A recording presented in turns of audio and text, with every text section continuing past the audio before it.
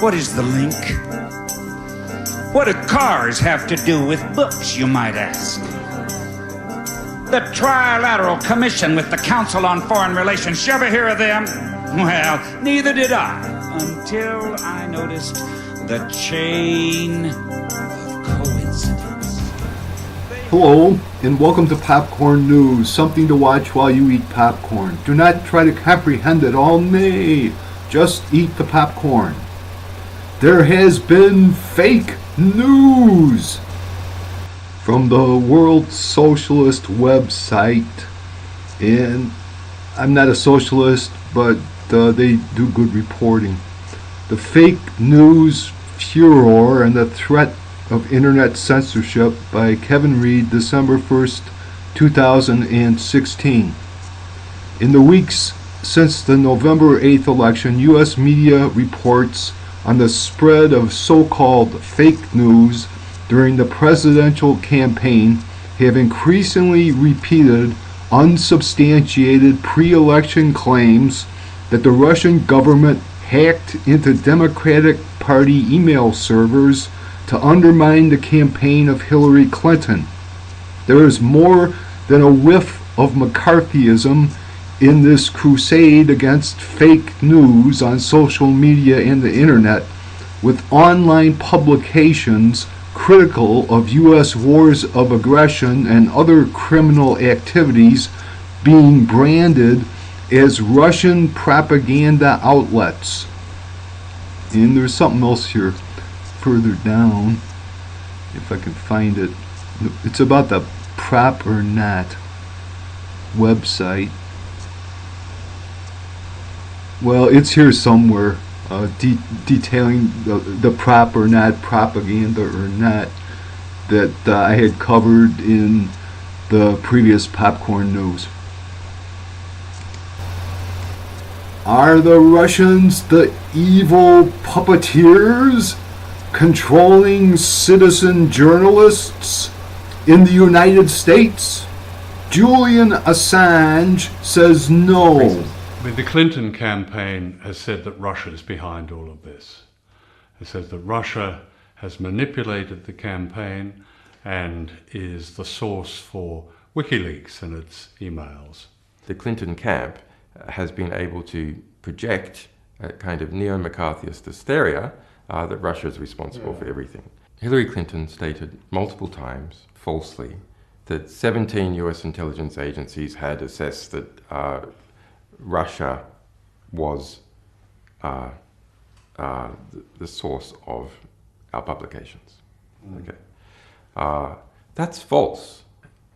We can say that the Russian government is not the source. Yes. So I've been puzzling about all this allegations of fake news and the Russians, the evil puppet masters controlling us all. And you know how sometimes you'll be walking around and you're like, oh man, what's the answer? I don't know. And suddenly some kind of idea will pop into your head. Well, this happened to me. I was wondering about it, and it suddenly came into my head about the movie Canadian Bacon, released in 1995. The results from the overnight tracking. You know, it's not fair. I mean, every other president had all of the Russians to blame for everything. What have I got? For an unpopular president, The voters felt that your being alive or dead had no real bearing on their daily lives. it's time to give war a chance. Dead. What are we going to do for an enemy now? A riot between Americans and Canadians broke out last night. Now, with a little inspiration, All I said was Canadian beer sucks. Give me 1 week and I'll have Americans burning maple leaves. they'll create a cause worth fighting for. Is Canadian Prime Minister Clark MacDonald a member of a satanic cult? Oh, that is stunning. Canadians are always dreaming up a lot of ways to ruin our lives. The metric system, for the love of God. Do not panic. I'm in complete control. There's a time to think. There's a time to act. And this, gentlemen, there's no time to think. Move out! Welcome to Canada. I'm your worst nightmare. I don't know what you're talking about. We got ways of making you pronounce the letter O. What we have here is a brave but misguided group of Americans who've gone right into Canada and kicked some serious Canadian butt. Oh, Americans. Welcome to Ontario. Sportsman's paradise. Isn't it, though? John Candy. You Canadians are so sneaky. Alan Alda.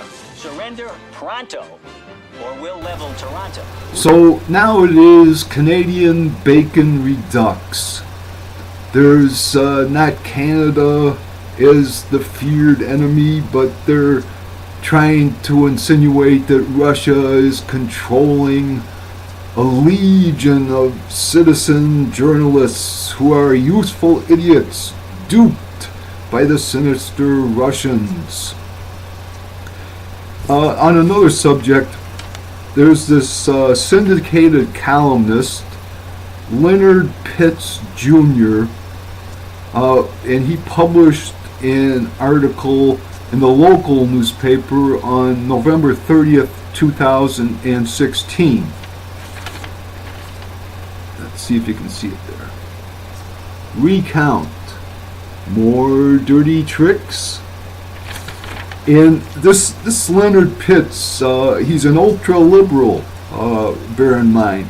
But this is what he wrote, in part. I oppose the recount.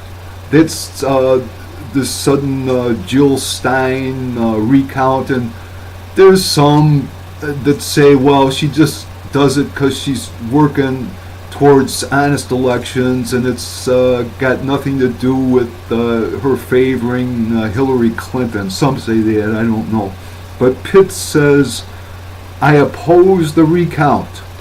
The first possibility that would cause a recount is in the event of error or fraud, but there is no evidence thereof in the 2016 election, as Stein herself has admitted. The second possibility that would necessitate a recount is in the event the margin of victory is especially slim. But in a case like that, the recount must begin immediately, writes Pitts, an ultra-liberal, and preferably automatically, to be seen as credible. A recount 3 weeks after the fact cannot avoid the appearance of dirty tricks. Dirty tricks.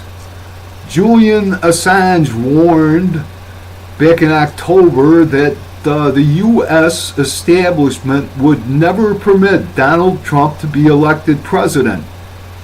And you may say, well, he's been elected, but technically Donald Trump is not elected until December 19th when the Electoral College votes.